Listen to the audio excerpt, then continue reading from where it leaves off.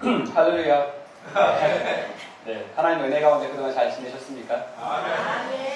오늘 아침에 이렇게 나오는데 제 큰아들이 저한테 그러더라고요.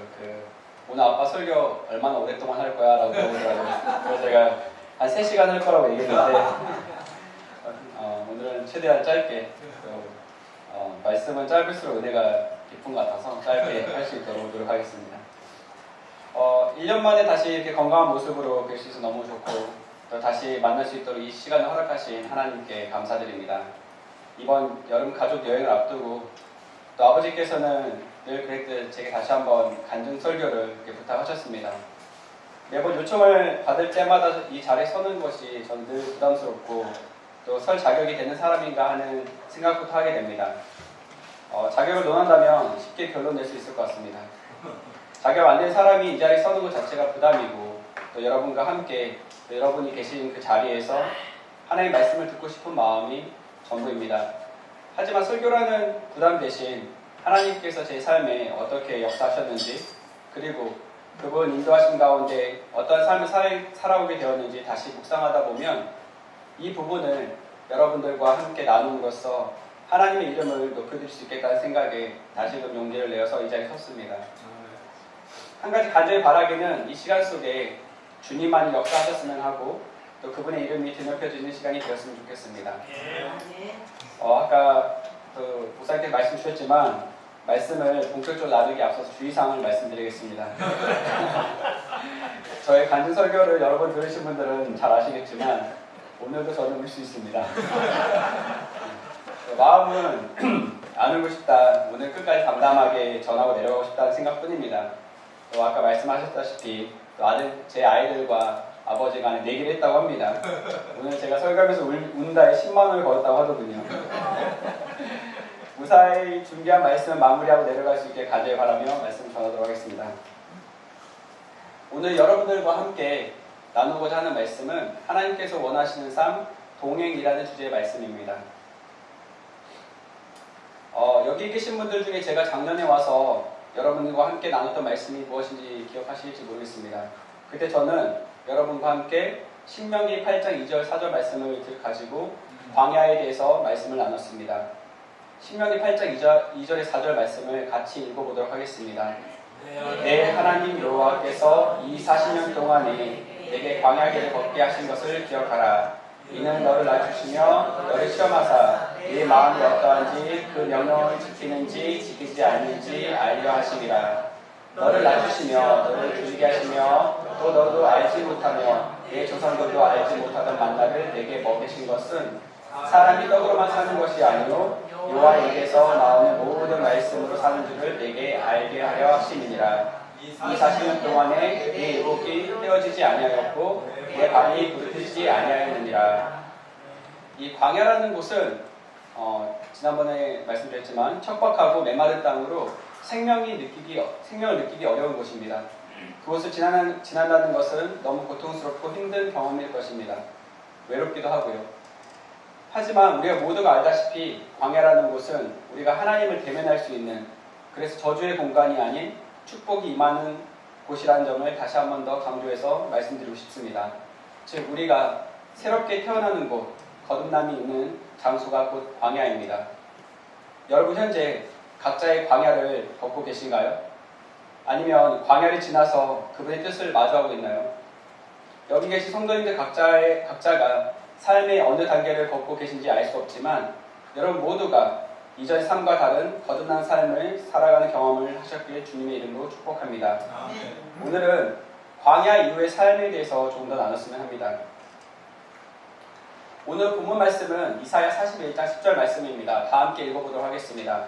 두려워하지 말라, 내가 너와 함께하니라. 놀라지 말라, 나는 내 하나님이 됨이니라. 내가 너를 굳세게 하리라. 참으로 너를 도와주리라. 참으로 나의 의로운 오른손으로 너를 붙들리라. 네. 성경 속 대표적인 인물인 다니엘에 대해서 얘기해보고 싶습니다. 다니엘은 구약에 나온 인물로 기원전 610년에서 기원전 530년 정도의 기간이 걸쳐서 살았을 것으로 추정되는데 다니엘이라는 이름의 뜻은 히브리어로 하나님은 나의 재판관, 심판자이시다라는 뜻이라고 합니다.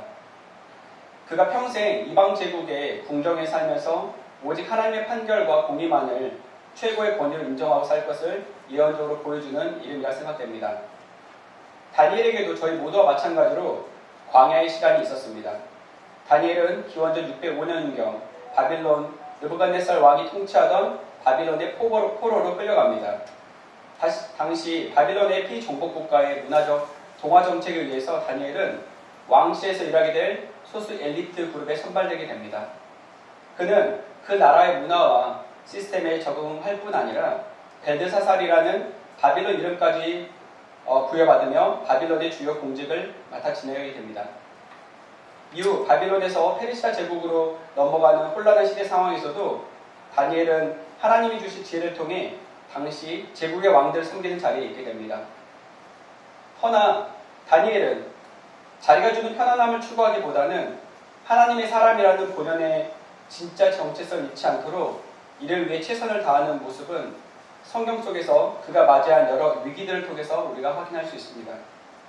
다니엘 1장에 보시면 바빌론 포로로 끌려간 초반 친구들과 더불어서 제사 음식을 포함한 정결하지 아니한 음식을 거부한 사건이라든지 다니엘 2장에 나오는 느부갓네살 왕의 꿈 해석 사건이라든지 또 사자굴에 던져진 일화는 다니엘이 겪어야 했던 수많은 위기들 중 대표적인 사건들로 성경에 기록되어 있습니다. 또한 예레미야 36장 22절 23절에 기록되어 있듯이 다니엘은 예레미야 예언을 통해 포로 생활 70년이 다 되어감을 깨닫고 민족의 죄를 자신의 죄를 안고 간절히 회개 기도했으며 하나님은 이 기도에 응답하셔서 페르시아 왕 고레스의 마음을 감동시켜 예루살렘 기환과 성전 재건을 선포하는 고레스 칙령을 이뤄낼 수 있게 하였습니다. 역대하 36장 22절 23절 말씀 같이 한번 보도록 하겠습니다. 가사의 고레스 왕 원년에 여호와께서 예레미야 입으로 하신 말씀을 이루시려고 여호와께서 바사의 고레스 왕의 마음을 감동시키시네 그가 온 나라에 공포도 하고 조소 내려이르되 바사 왕 고레스가 이같이 말하노니 하늘의 신 여호와께서 세상 만국을 내게 주셨고 나에게 명령하여 유다 예루살렘의 성전을 건축하라 하셨나니 너희 중에 그의 백성된 자는 다 올라갈지어다 너희 하나님 여호와께서 함께 하시길 원하노라 하였더라. 이처럼 당시 다니엘은 약 80대 정도의 고령의 나이를 추정했는데 그 고령의 나이에도 총명함을 유지했으며 높은 위치가 주는 편안함에 안주하기보다 하나님께 주신 사명과 능력을 유지하면서 끝까지 충성하였음을 말씀을 통해 우리는 확인할 수 있습니다. 중학교 때 아버지께서는 제게 다니엘이라는 영어 이름을 지어주셨습니다. 90년대 아버지께서는 미리 글로벌 시대의 도래를 예상하시며 저에게 영어 이름을 지어주시겠다고 하셨는데 평생 다니엘과 같은 지혜를 가지고 살라며 그 이름을 제게 주신 겁니다.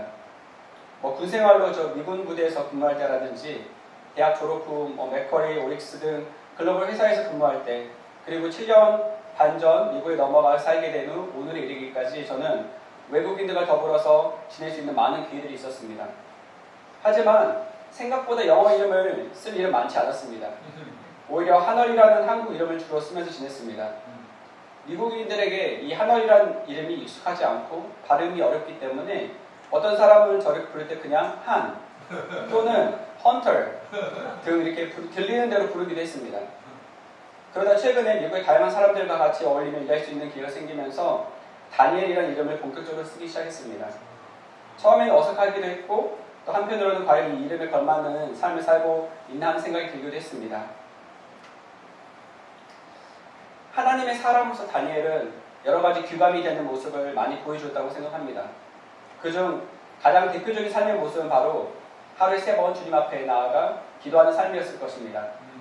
당시 다니엘을 시기하는 관료들에 의해서 이 삶의 원칙은 위기를 맞이하게 되었고 결국 이로 인하여 사자굴에서 목숨을 잃을 위기에까지 처하게 됩니다. 이미 저희 모두는 결론을 알고 있습니다. 예전에 다니엘의 이런 모습을 보면서 저는 이를 단순하게 생각했습니다. 이 행위는 마치 우리가 매주 주일 예배를 드리고 아침에 큐티를 하는 것처럼 다니엘이 유지하던 종교적 삶의 모습에 불과하며 우리가 하루 세끼 밥을 먹는 것처럼 어쩌면 삶의 습관이 되어가지고 경건한 삶을 유지하기 위한 수단 정도이지 않았을까라고 저는 생각했었습니다. 그런데 최근 이방 땅에서 이 다니엘이라는 이름을 가지고 살아가다 보니 그 의미가 조금 다르게 느껴지기 시작했습니다. 다니엘이 살던 당시 세상을 다시 생각해 보았으며, 그리고 내가 만약 당시 다니엘의 입장이었다면 어땠을지를 생각하다 보니 2600년 전에 다니엘의 삶이 과연 그렇게 녹록했을까 하는 의문이 생기게 되었습니다. 이방인으로서 타지 생활하면서 게다가 포로라는 신분으로 살아가다 보면 다니엘이 느꼈을 그 매일매일의 삶은 그다지 평온하지 않았을 것이라는 생각이 들기 시작했습니다.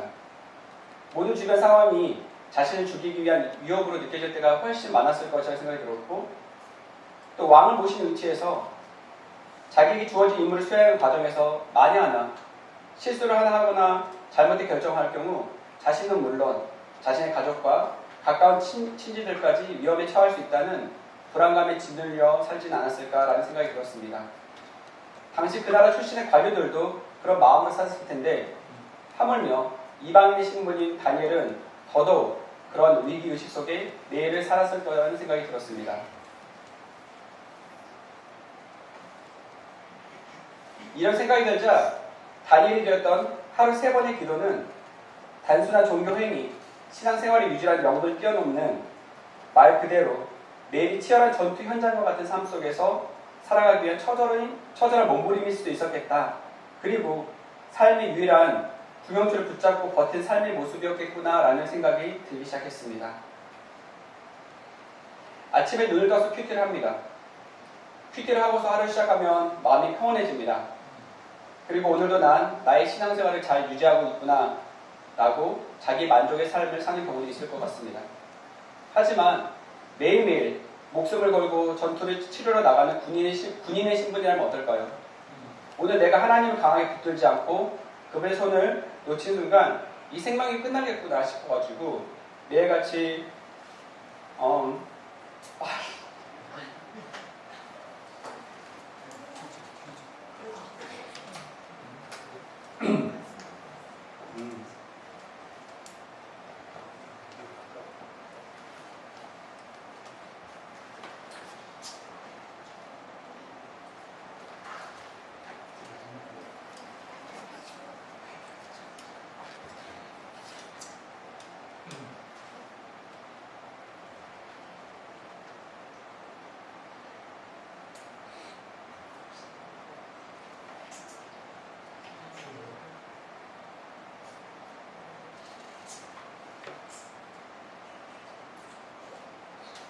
신망은 날아갔다.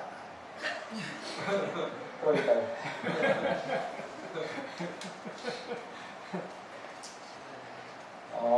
그 군인의 신분이라면 내가 하나님을 강하게 붙들지 않고 그분의 손을 놓친 순간 내가 오늘 여기서 죽겠구나 싶어서 매일같이 눈을 뜨자마자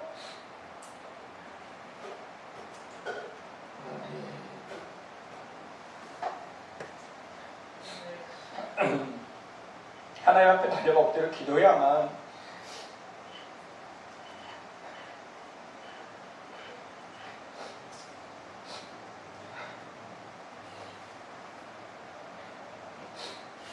그렇게 해야만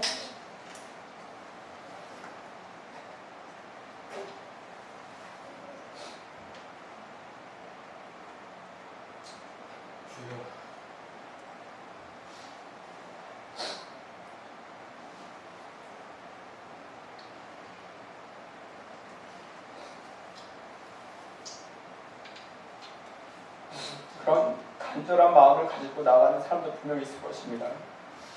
저는 다니엘이 그랬을 거라는 생각이 들었습니다. 당시 그런 처한 상황에서 그는 내 전장에 나가는 병사처럼 주님을 붙들지 않으면 버틸 수 없다는 걸 잘 알기 때문에 죽을 힘을 다해 하나님께 매달렸을 그의 모습이 생생하게 느껴졌습니다. 그것도 하루에 한 번으로 부족해서 하루에 3번씩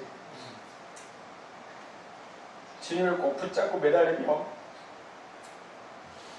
그렇게 평생을 살아왔을까 생각하니 다니엘의 하루 3번 기도하는 의미가 새삼 다르게 느껴지기 시작했습니다. 미국으로 이주한 지 어느덧 7년 반이라는 시간이 흘렀습니다. 2019년 초 하나님께서 주신 비전을 쫓아온 가족을 데리고 미국에 넘어갔는데 이후 시간이 지날수록 제가 바라던 삶의 모습도 많이 변했습니다. 사업 성공이라는 원대한 포부, 하나님께 주신 비전이라는 명분 하에 한국에서 누리던 삶보다 더 나은 삶을 추구하며 쫓았던 그 꿈. 하지만 시간이 흐를수록 경제적으로 쪼들릴 뿐 아니라 제 자신이 서 있는 기반이 무너져 내려감을 경험하면서 불안감이 마음을 지배하기 시작했습니다.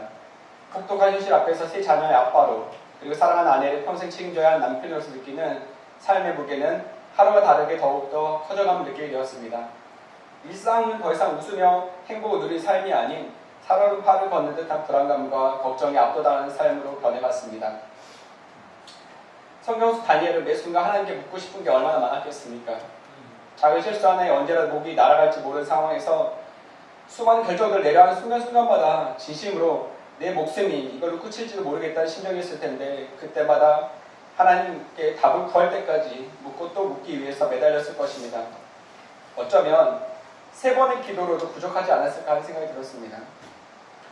살기 위해 발버둥 치는 순간을 넘어 오히려 죽는 게 나을지도 모르겠다는 심정이 드는 순간 저는 엎드리기 시작했습니다. 이렇게라도 하지 않으면 괴로움에 죽을 것 같았기에 주님 앞에 엎드리지 않을 수 없었습니다. 그렇게 하나님께서는 제게 주신 이름대로 다니엘이 느꼈을 그 심정으로 세상을 살아갈 순간들을 경험하게 하셨으며 이를 통해 이전과는 다른 관점으로 세상을 바라보며 살아갈 문을 여셨음을 깨닫게 하셨습니다. 큰 성공을 쫓는 삶이 아닌 주어진 하루하루의 삶 속에서 일어나는 크고 작은 결정 속에 그분의 지혜 없이는 살 수 없음을 매 순간 고백하며 살아가고 있습니다. 아침에 눈을 뜨면서부터 그분께 주파수를 맞추는 것으로 하루를 시작하게 되었으며 이를 위해 성경 듣기 및 찬양으로 하나님을 향한 제 간절한 마음을 표합니다. 하루를 마치고 잠자리에 들기 전 오늘 하루 베푸신 주님의 은혜를 되짚어 보면서 감사를 표하는 마음으로 하루를 마무리하는 것이 너무나 소중한 제 삶의 루틴이 되었습니다. 그렇게 하나님께서는 크고 작은 일들 속에서 본인이 나의 삶의 어떤 존재이신지 더 선명하게 드러내심을 보았습니다. 이 과정에서 제가 경험한 하나님은 이런 분이셨습니다. 첫 번째, 하나님은 참 섬세하십니다. 어려서 성경을 읽다 보면 굉장히 지루하기도 하고 왜 이런 내용까지 성경에 포함되었는지 의문이 드는 부분이 참 많았었습니다. 대표적인 부분으로 창세기 6장 14절 16절에 나오는 노아의 방주 짓는 과정이라든지 출애굽기 25장에서 30장에 나오는 출애굽 이후의 성막에 관한 부분이라든지 또 레위기 11장 또는 신명기 14장에 나오는 정결하거나 부정한 음식에 관한 내용이라든지 또 레위기 12장 또는 15장에 나오는 여성의 정결과 부정에 관한 말씀 등이 바로 그것이었습니다. 노아의 방주는 이 정도 사이즈로 어떤 재료를 써서 지어야 한다든지 또 출애굽한 이스라엘 백성들에게 성막을 지을 때 어떤 재료를 쓰고 어디에 어떤 물건을 놓고 어떤 크기를 지어야 하는지 아주 세세하게 말씀하고 계십니다. 또한 어떤 음식이 정하고 어떤 음식이 부정한지를 정하셨습니다. 지금 보면 왜 굳이 그렇게 하셨지 싶지만 지금과는 비교도 안 되게 형편없었을 당시 위생 수준이라든지 또 요리법이 제한적이던 당시 시대상을 고려한다면 이게 하나님께서 얼마나 세심하게 당신의 자녀들을 보호하고 싶어 하셨는지를 깨닫게 해주는 대목이었습니다. 또한 여성이 출산한 후에 충분한 휴식을 통해 회복할 수 있도록 부정한 기간을 설정해 두심으로 여성을 보호하려 하신다는 하나님의 세심한 배려를 깨닫는 순간 왜 이 말씀들을 성경에 기록해 두었는지 이해가 되었습니다. 그렇습니다. 하나님께서는 지금도 이 정도로 세심한 배려 속에 우리의 삶을 이끌어가고 계십니다.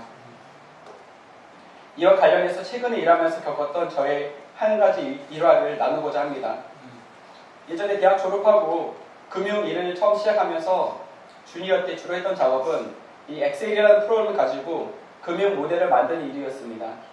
금융 모델이라고 하면 기업의 회계 재무 정보를 토대로 향후 이 기업이 어떻게 성장할지 예측하기 위해서 수많은 공식 및 함수들을 사용해서 시나리오를 만들고 이를 토대로 기업의 가치를 평가하는 작업을 의미합니다.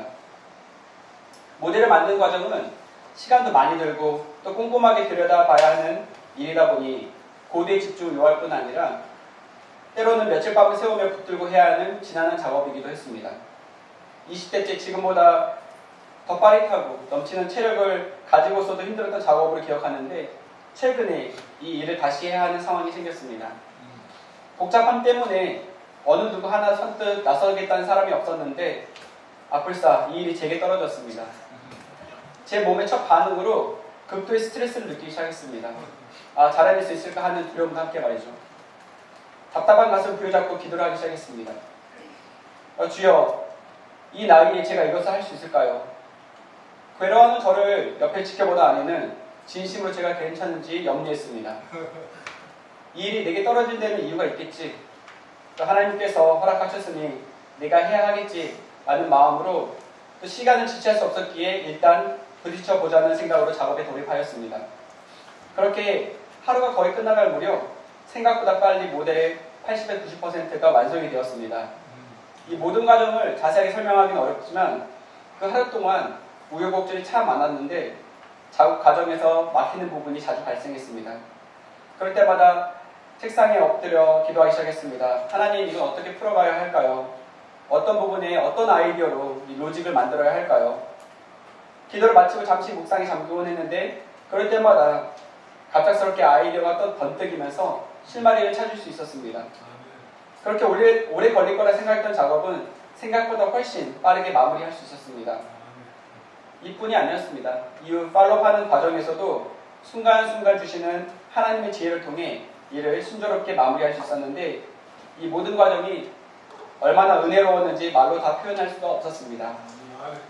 마치 하나님께 1대1로 코치를 받으면서 작업하는 기분이 들었습니다. 짧은 일화를 하나 더 소개하고자 합니다. 아내와 아이들이 먼저 방콕을 떠나고 난 후에 저녁에 있었던 일입니다. 교회 집사님 몇 분과 저녁 식사 챙겨 모임을 가지고 운전해서 집으로 돌아오는 길이었습니다. 집까지는 15에서 한 20km 정도 떨어져 있고 중간중간 신호등만 15대 정도 되는 길이었습니다. 운전 초반에 길이 잘 빠지고 신호등에 안 걸리고 잘 가길래 오호 좋은데? 한 생각이 드는 순간 갑자기 이런 음성이 들리는 듯 했습니다. 하늘아, 내가 너를 좀 더 재미있게 해줄까? 약간은 갸우뚱하면서 운전해서 갔는데 지나가는 사거리마다 신호등이 초록불이다 보니 정차 없이 계속 지나갈 수 있었습니다. 중반을 지날 때부터 설마 이렇게 안 걸리고 쭉 간다고? 라는 생각이 들자 신기하기 시작했습니다. 이제 신호등이 두세 개밖에 남지 않은 지점에 다다랐을 때 저 멀리 초록불이 보이는 겁니다. 아, 야, 아쉽네. 이 정도 타이밍이면 저게 반드시 걸리겠는데? 그런데 신기하게도 전혀 걸리지 않는 겁니다.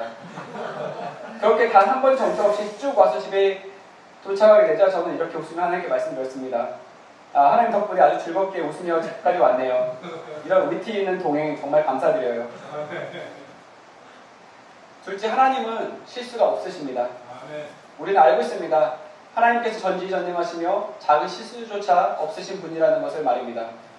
인생 살다 보면 내 마음대로 일이 풀리지 않는 상황들을 마주하게 됩니다. 그럴 때는 우리는 이전 상황들을 떠올리며 아, 그때 이랬어야 하는데 괜히 이렇게 해서 일이 꼬였네 하며 신세 한탄하며 살아갈 때가 참 많습니다. 물론 우리는 실수를 합니다. 그리고 이전 경험에 대해 후회할 때가 참 많습니다. 전 최근 몇 년 동안 인생의 가장 힘든 순간을 지나면서 이런 후회를 많이 했던 것 같습니다. 게다가 최근에 이제 어머니가 많이 연약해지시면서 이런 생각이 저를 더 흔들 때가 많았음을 솔직하게 고백합니다. 아, 그때 우리 가족이 미국을 떠나는 결정을 하지 않았더라면 어땠을까? 그럴 때마다 마음 한켠에서 이런 생각이 들었습니다. 내가 미국에 오고자 한 게 단순히 나만 의지로 된 건 아니잖아. 한 걸음 한 걸음 여기까지 오면서 경험했던 수많은 하나님의 은혜가 그저 실수에 불과했던 거니 이 질문 앞에 저는 하나님의 인도하심을 부정할 수가 없었습니다. 물론 하나님의 모든 계획을 다 알 수는 없습니다. 그리고 때로 답답할 정도로 현재 일어나고 있는 일들이 그 이유를 다 이해할 수 없기도 합니다. 그러나 분명한 건 하나님은 실수하지 아니하시고 또 지금도 저와 여러분의 삶의 한 걸음 한 걸음을 가장 최선의 길로 인도하고 계신다는 사실입니다. 성경 말씀 속에서도 우리는 수도 없이 이를 확인하고 잘 알고 있습니다. 아브라함과 사라에게 아들이 약속하셨던 하나님, 인간의 방식이 아닌 하나님의 방식으로 이를 성취하신다는 것을 분명 보여주셨습니다. 요셉에게 꿈을 주시고 이를 이루어가시는 그분의 손길은 너무 아름답고 완벽했습니다. 그 과정이 인간적으로 너무 힘들 수도 있고 피하고 싶은 고통을 수반할 때도 있었습니다. 그러나 하나님께서는 그 모든 과정도 최고의 걸작품을 위해 기꺼이 사용하신다는 것을 잘 알고 있습니다. 이스라엘 백성들을 출애굽시키시고 약속하신 땅을 기업으로 그들에게 주시는 과정 역시 그러합니다. 인간의 연약함, 계속되는 불신, 이 모든 것들조차 그분 앞에서는 의미 있는 재료가 되어 하나님의 스토리를 완성해가는 모습을 보았습니다. 예수님께서 걸어가신 길 또한 우린 잘 알고 있습니다. 방이 없어서 말 구유에서 태어나셨어야 했던 당시 상황, 부족하고 형편없어 보이던 제자들의 모습, 그리고 믿고 따르던 무리들의 배신과 버림 속에 혼자 십자가를 짊어지고 가셨어야 했던 순간들, 장면만 놓고 보면 눈살이 찌푸려지고 아름답지 않습니다. 하지만 하나님께서는 실수 없이 가장 아름다운 사랑의 이야기를 완성하셨습니다. 우리 하나님께서 지금 우리의 모든 삶 속에서도 이렇게 일하고 계심을 기억했으면 합니다. 단면만 보았을 때는 추할 수도 있고 탄식이 나올 수도 있습니다. 하지만 이 모든 것들이 귀한 재료가 되어서 우리 각자의 삶을 가장 아름다운 걸작품으로 만들기 위해 실수 없이 일하고 계시는 하나님 믿고 의지하는 모두가 되었으면 합니다. 아멘. 마지막으로 하나님은 시작하는 분이시며 끝까지 함께 하십니다. 아멘. 계시록 22장 13절 말씀을 보면 이렇게 말씀하고 계십니다. 나는 알파와 오메가요 처음과 마지막이요 시작과 마침이라. 또한 이 세상을 창조하신 하나님께서 예레미야 1장 5절 말씀을 통해 우리에게 이렇게 말씀하고 계십니다. 내가 너를 모태에 짓기 전에 너를 알았고 네가 배에서 나오기 전에 너를 선별하였고 너를 여러 나라의 선지자로 세우노라 하시기로. 이와 유사한 말씀들이 성경 안에 여러 구절이 있습니다. 하나님께서는 우리가 지어지기 전부터 우리를 알고 계신다고 말씀하십니다. 이 말씀을 믿으십니까? 네. 때로는 버림받는 인생 같다고 느껴질 때가 있을 수 있습니다. 주위를 둘러봐도 도움이 올만한 곳이 보이지 않을 때가 참 많습니다. 그러나 우리 모두는 방금 읽었던 예레미야 말씀처럼 하나님께서는 지금도 동일하게 우리가 태어나기 전부터 우리를 기억하고 계시고 우리와 함께하고 계신다는 사실을 반드시 기억했으면 합니다. 아멘. 인생은 우리 스스로 시작하진 않았습니다. 그러나 우리는 우리 스스로가 인생의 주인이 되어서 이를 이끌고 가야 한다는 압박감 속에 좌충우돌하기도 하고 실수할 때가 참 많습니다. 저는 여러분께 이렇게 강권하고 싶습니다. 여러분 삶의 운전대를 하나님께 내어드렸으면 좋겠습니다. 아멘. 기술이 발전하며 자율주행차가 거리를 누비기 시작했습니다. 운전석에 아무도 없는데 차는 저희가 가야 할 목적지까지 안전하게 데려다줍니다. 이를 처음 이용하는 사람들은 이 경험이 신기하기도 하면서 또 한편으로 괜히 불안감에 반신반의하며 얼떨떨한 심정일 수 있습니다. 하지만 몇 차례 자율주행차를 이용한 사람들은 이게 참 편하고 좋다고 합니다. 운전 신경 안 써도 되고 그 시간이 내가 방해받지 않고 해야 할 것들을 할 수 있으니 말이죠. 그러면서 자연스럽게 형성된 신뢰는 매번 자율주행차 서비스를 재선택하게 합니다. 마찬가지입니다. 매일매일 쌓여가는 신앙의 경험들을 통해 우리는 하나님께 대한 무한한 신뢰를 형성해 갈 수 있으리라 확신합니다. 이런 신뢰를 가지고 우리 인생의 여정을 시작하신 하나님께서 최종 종착지에 이르기까지 저희와 함께 하신다는 사실을 꼭 기억하시고 그분만 바라보면서 의지하는 삶을 사시길 축복합니다. 아멘. 말씀을 마무리하겠습니다. 여기 모인 저희 모두는 각자 다른 삶의 단계를 거치고 있습니다. 육신적으로 보면 우리 이한이, 시안이, 릴리처럼 이제 막 인생을 시작하며 세상을 이해하는 눈을 뜨기 전 단계에 있는 어린 아이들도 있습니다. 또 누군가는 인생의 독립된 주체로서 세상을 향해 첫 발을 내딛는 경우도 있겠습니다. 그리고 누군가는 인생의 정점을 지나 황혼기에 접어들며 인생을 마무리하는 단계에 들어간 경우도 있을 것입니다. 그러나 우리 모두는 이러한 인생의 단계를 뛰어넘어 저희 모두의 삶을 관통하는 공통된 삶의 기본 원칙을 공유하고 살아가고 있는 줄 믿습니다. 그건 바로 하나님과 동행하는 삶입니다.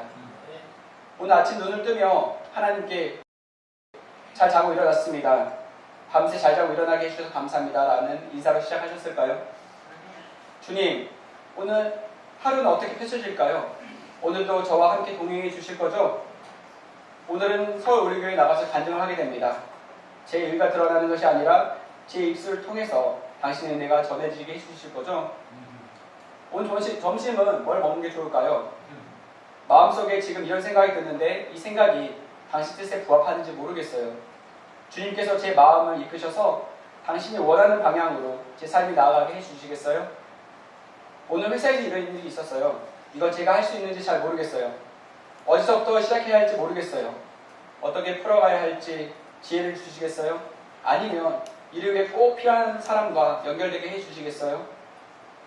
지금 길이 많이 막히네요. 제가 여기까지 빨리 가야 하는데 주님께서 길을 열어주시겠어요? 혹시 늦어야 할 이유가 있는 걸까요? 그렇다면 그렇게 이해하고 이 상황을 편안하게 받아들일 수 있게 해주시겠어요? 이와 같이 우리는 매일 선택의 순간을 맞이합니다. 오늘 본문 말씀을 다시 한번 읽어보도록 하겠습니다. 두려워하지 말라. 내가 너와 함께 하리라. 놀라지 말라. 나는 내 하나님이 됨이라. 내가 너를 굳세게 하리라. 참으로 너를 도와주리라. 참으로 나의 오른손으로 너를 붙들리라. 이 말씀에서처럼 하나님께서는 우리가 그분을 꼭 필요로 하는 순간에 우리와 동행하시길 원하십니다. 그러나 저는 여기 계신 모든 분들에게 이렇게 고면하고 싶습니다.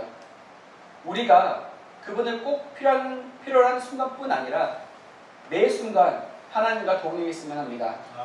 그렇게 인생의 끝에 다다를 때까지 하나님과 동행하며 살아가다 보면 우리 각자의 삶은 하나님이 남겨주신 수많은 은혜의 흔적으로 가득한 축복된 삶이 될 줄로 믿습니다.